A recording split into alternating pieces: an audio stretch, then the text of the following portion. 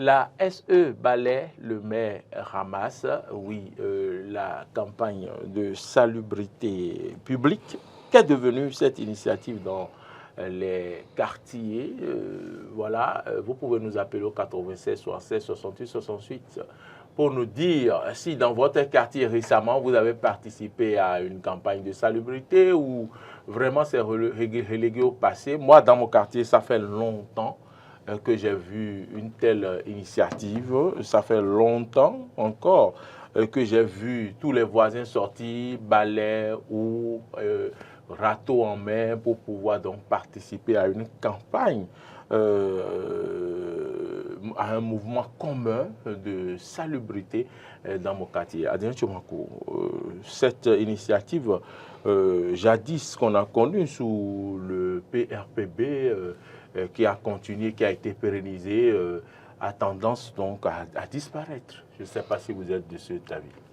Oui, il faut dire que dans les années 83, 84, 85, 86, quand nous on était au cours primaire, chaque vendredi, c'était chaque vendredi que le maître, l'instituteur, nous amenait à balayer toute la cour, où on nous amène dans un champ, parce qu'il y avait une matière, il me semble que c'est la coopérative.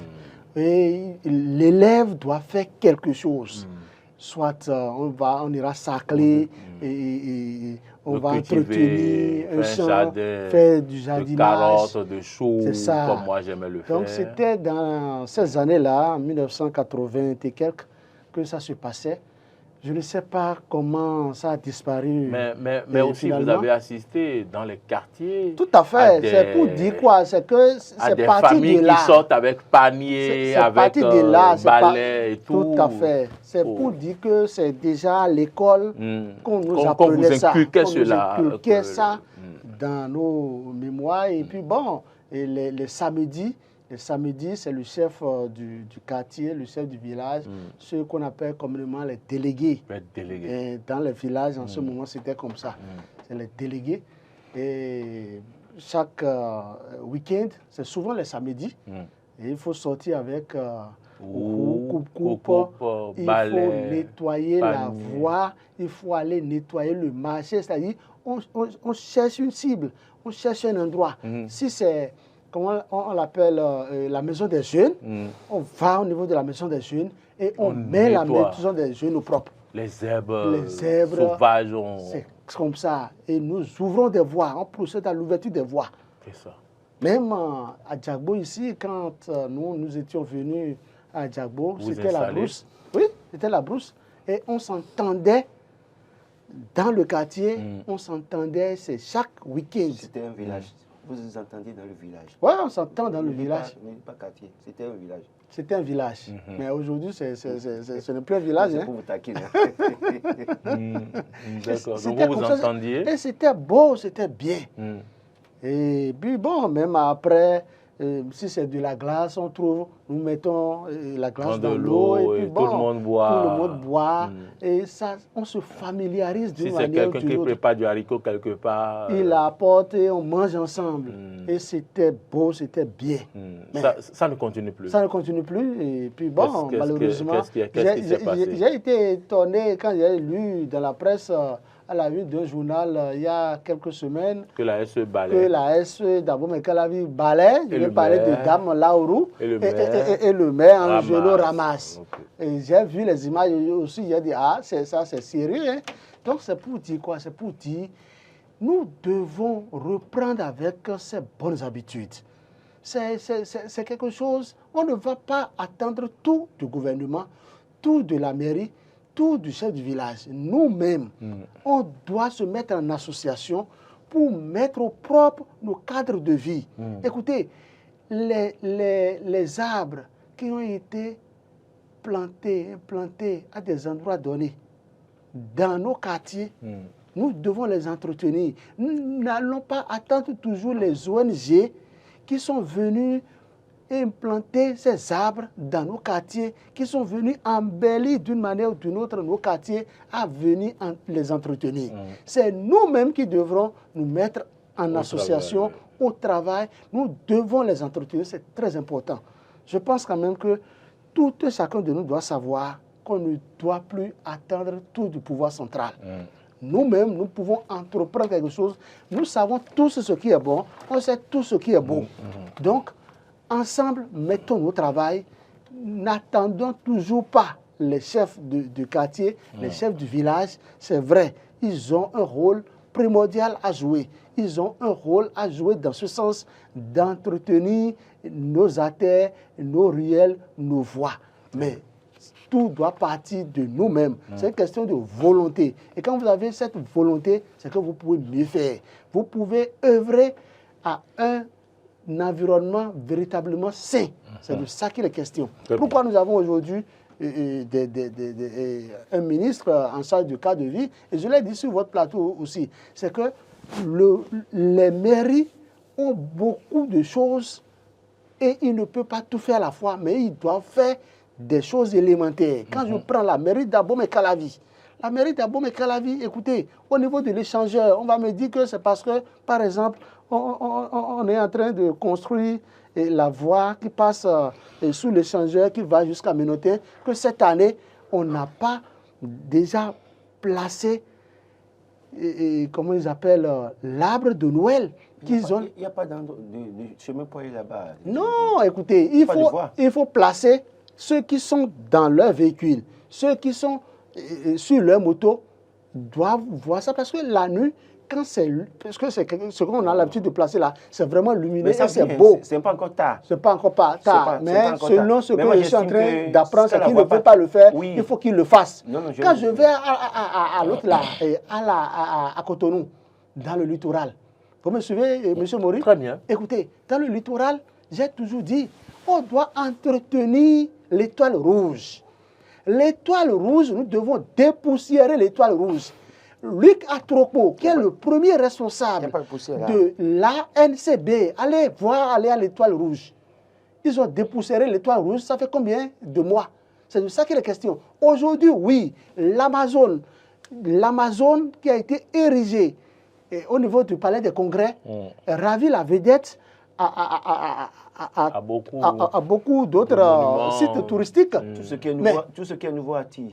Tout ce qui est nouveau attire. Mais ce n'est pas une raison de ne pas entretenir l'existant. On doit continuer à bien entretenir l'existant. Il faut que les mairies entretiennent les existants pour donner la volonté à la population, à la base, à entretenir le cadre de vie. C'est de ça qu'il est question. Très bien. Laurent Roulant-Toninquès, voilà un peu la situation. Parfois, on rentre dans des quartiers, les ordures sont entassées devant les maisons. On nous apprend que ça fait plusieurs semaines qu'on n'est pas venu enlever les ordures, alors qu'il y a une structure qui s'occupe des ordures. Doit-on forcément attendre cette structure ou doit-on continuer ces initiatives? Parce que par le passé, dans les quartiers, les gens creusaient même, cherchaient des endroits et creusaient et enterraient les ordures. On n'avait pas encore des structures aussi organisées de ramassage d'ordures, même si la voirie s'occupait de certaines zones dans la ville de Cotonou. Alors, je voudrais avant tout déjà remercier la secrétaire exécutive de la commune d'Abomey-Calavi qui avait initié la campagne de salubrité dans l'enceinte de la mairie le samedi 18 novembre dernier.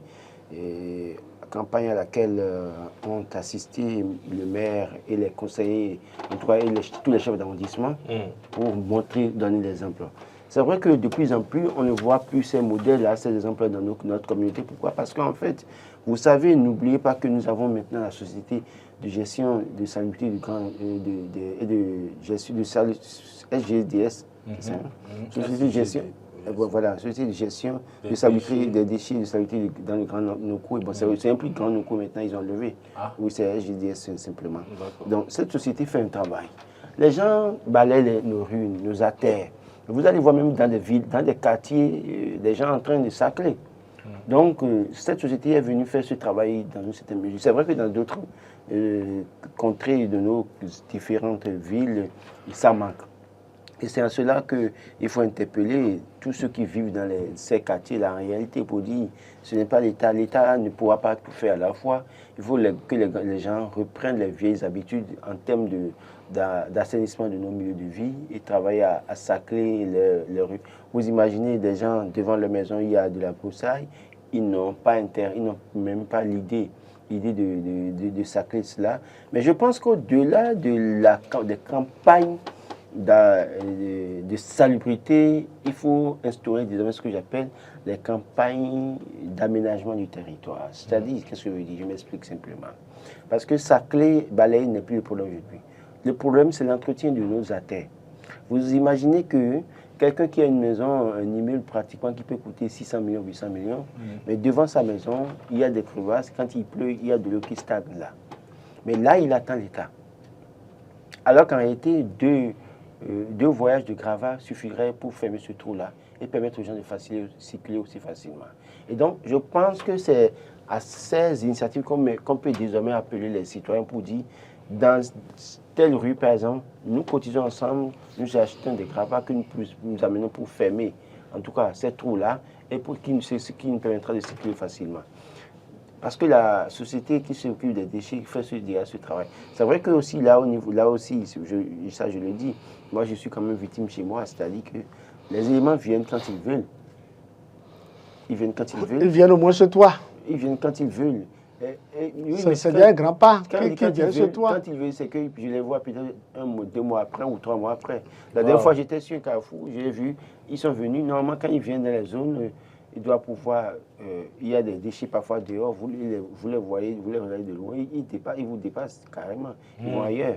Et parce que, ils vous saluent de loin. De loin.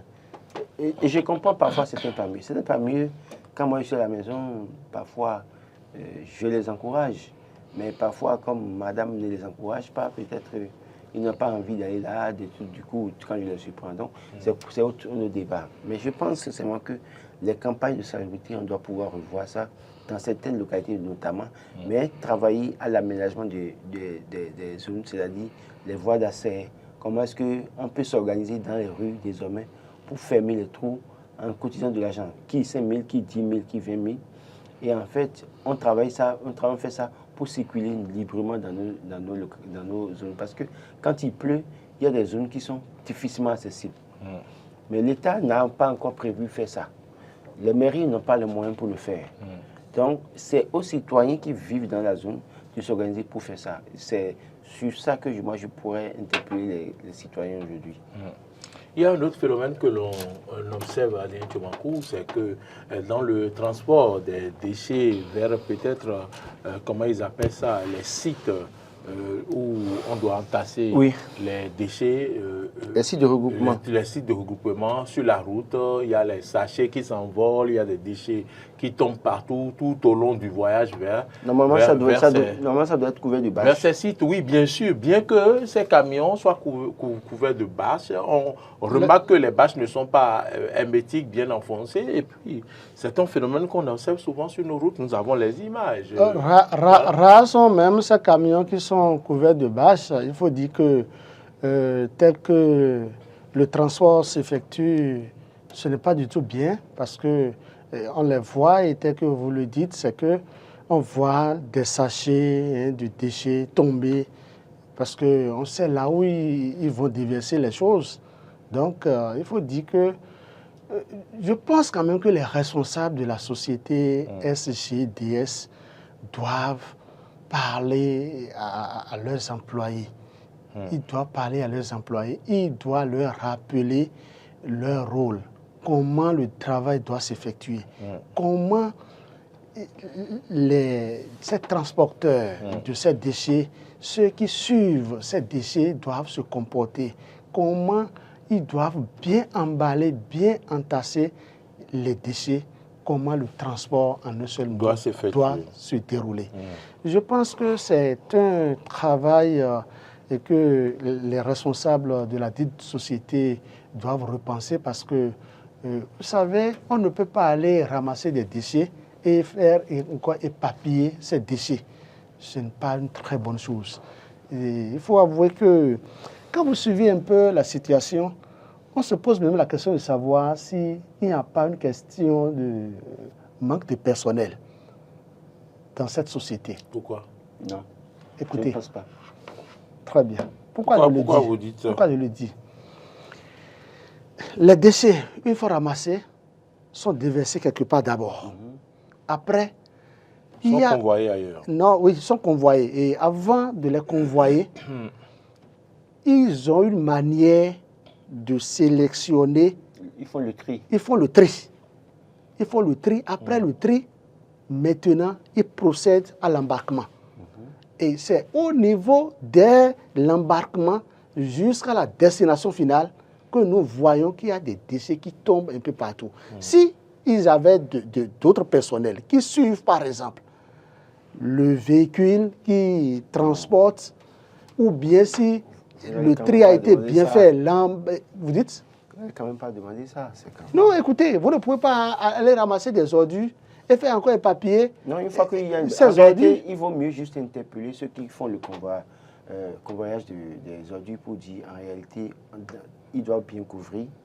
Et dès lors qu'un camion... Vous voyez des camions qui ne sont même pas couverts de bâches. Non, le plus souvent, les camions que moi j'ai vus sont couverts, pardon. Peut-être que c'est mal couvert. Le problème, c'est que c'est déjà que de surveiller ces camions qui ont démarré avec des déchets qui doivent aller à Révi ou à Ouida pour déverser. Et si en réalité, il y a des déchets qui tombent, il faut sanctionner.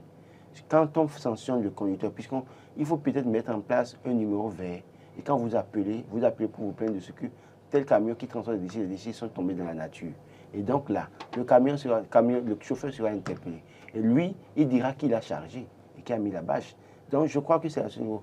Dit qu'on va mettre... Écoutez, on n'a pas encore d'argent dans le pays. Le véhicule qui va suivre encore là, qui va payer les frais. Boril, ce qu'il faut aussi souligner, c'est quoi? C'est que ça, c'est un constat personnel. Je constate avec joie que de plus en plus, il n'y a pas de déchets à des endroits stratégiques de nos villes.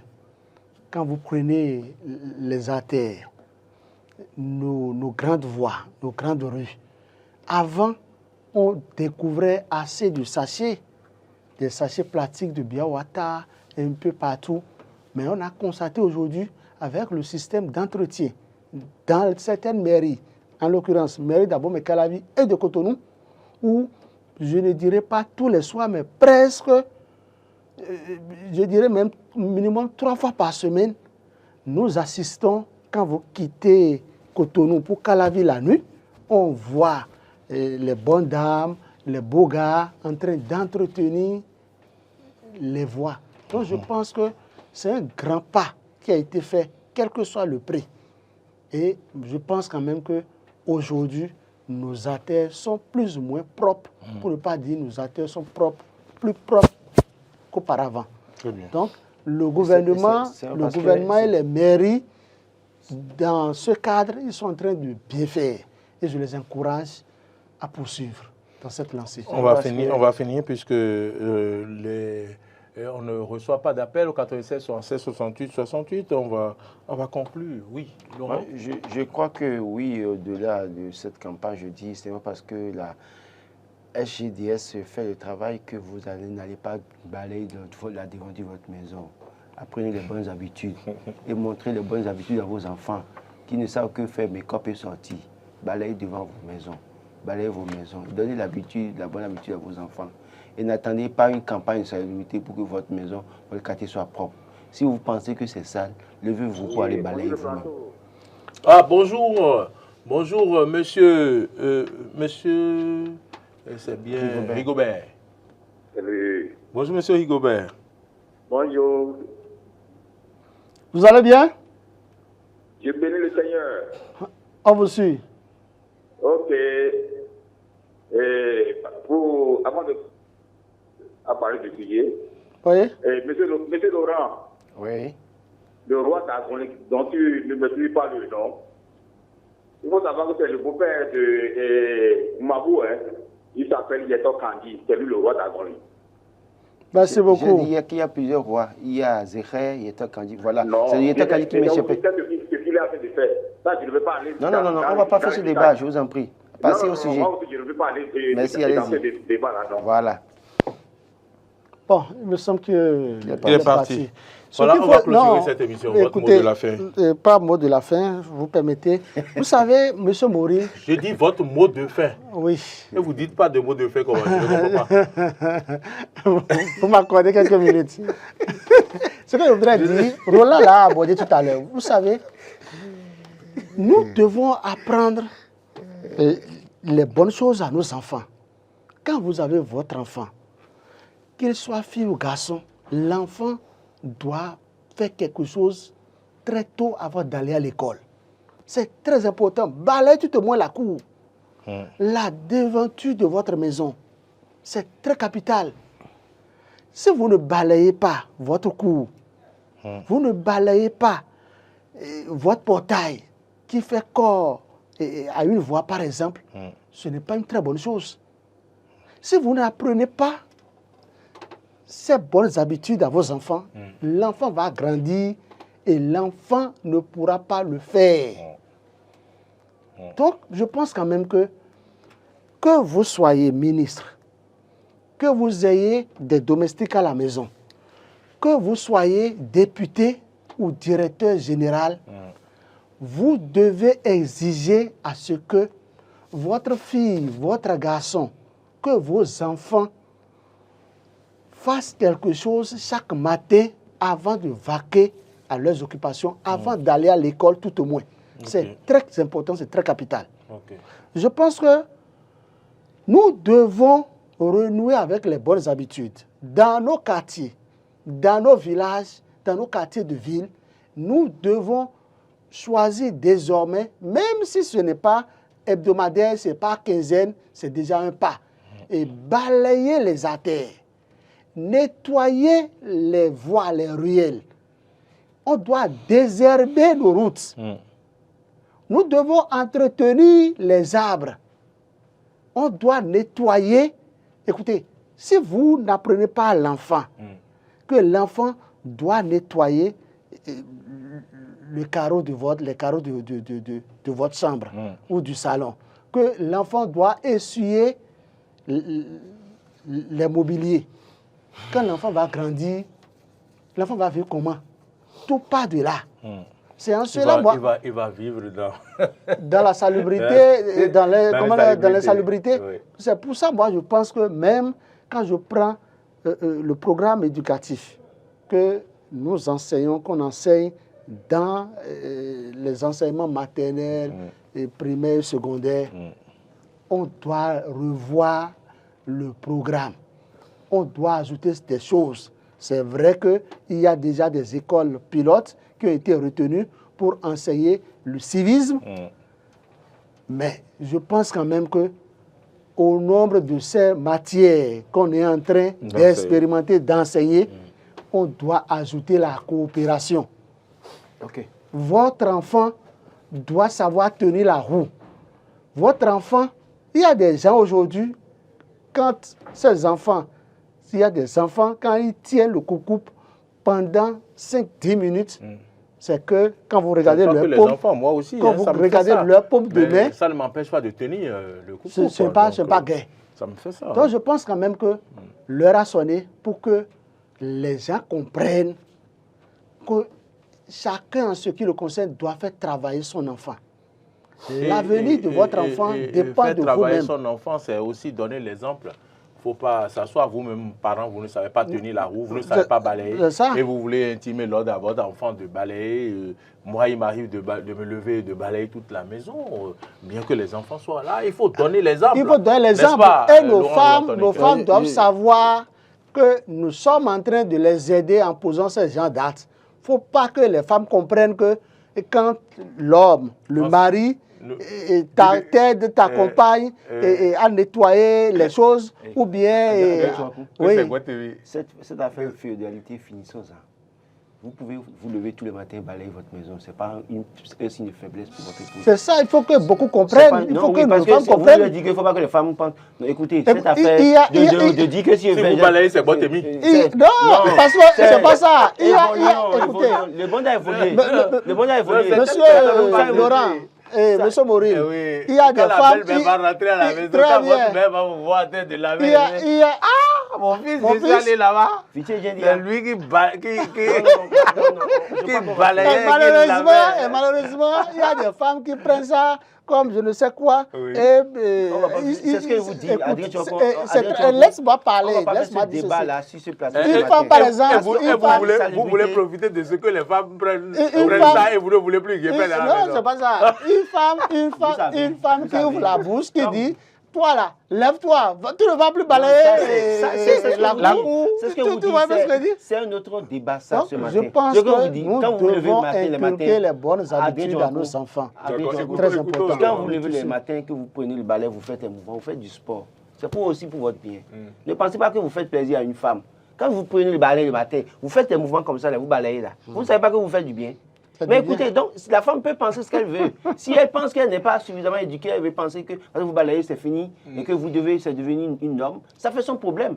Mais moi, je n'ai pas le temps de faire le sport par exemple le matin. Je dois me réveiller à 5h36, me préparer l'émission pour venir. Si c'est balayer qui me permet, il m'arrive de me lever et de faire le tour, de marcher un peu. Mais si c'est balayer qui pourrait me permettre de faire des mouvements, pourquoi je ne vais pas faire tous les matins balayer chez moi? C'est pas un problème. C'est une bonne chose. Donc, dire que se cacher derrière pour dire si on fait ça une fois à une femme, la femme va commencer à prendre comme c'est un ordre. Ça pourrait faire le problème de la femme. Ça fait son problème. Moi, je vais me lever, je peux même aller au fond. Vous pouvez laver les assiettes, je vous pouvez peux faire tout même, ce que vous voulez. je peux même, Vous pouvez même laver sa voiture. je peux même lever, laver ses dessous. Laver, faire le mouvement. Si faire ce mouvement-là peut me donner...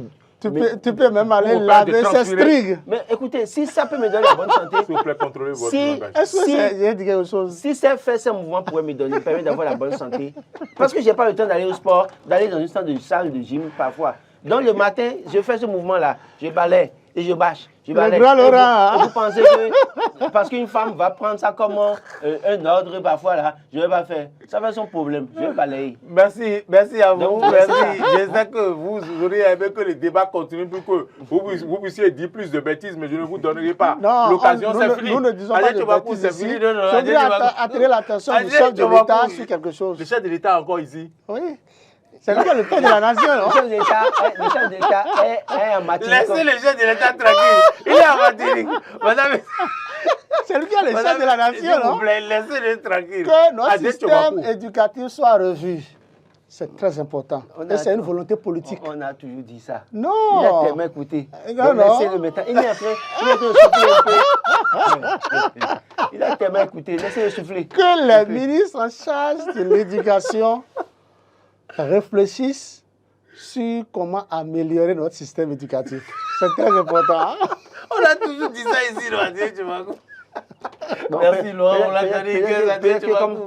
Peut-être comme c'est à Tchobakou qui le dit, c'est ils vont vite. Bon, comme c'est vous qui Peut-être le ça. dites, ils vont mieux. Parce que moi entendre. déjà, ils me traitent de leurs opposants, donc certainement ils ne vont pas m'écouter. Mais peut-être vous, ils vont vous Bon, écouter. peut-être ils Vivement vont qu'ils vous écouter. écoutent. Donc, nous allons espérer que. Je pense Merci que à vous, Adrien Tchobakou. Merci Laurent Roland Wifi Tonné. Léandre Ngoubedi à l'écoute. Merci. Et compte rendu fidèle Voilà. sera fait au chef de l'État. Ah, voilà. Voilà. Merci Laurent Roland Tonné. Merci Adrien Tchobakou. Nous ne sommes plus crédibles. Marcel Yado, merci pour toute cette belle réalisation ce matin.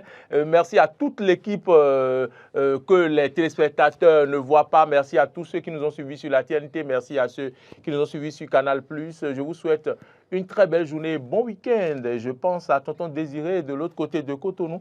Laurent Roland Tonné, Monsieur Désiré Jordan. Jotan. Tout à fait. Monsieur Laurent qui est venu ici avec son passeport. Je ne sais pas si après l'émission, il part en exil, je ne sais pas. Après Donc, l'émission, je vais au Niger. vous allez au Niger. D'accord. Je dois rencontrer Tiadi. On vous souhaite bon voyage. Vous avez vu le bon jalon posé par la Merci et CEDEAO. bon week-end à toutes et à tous.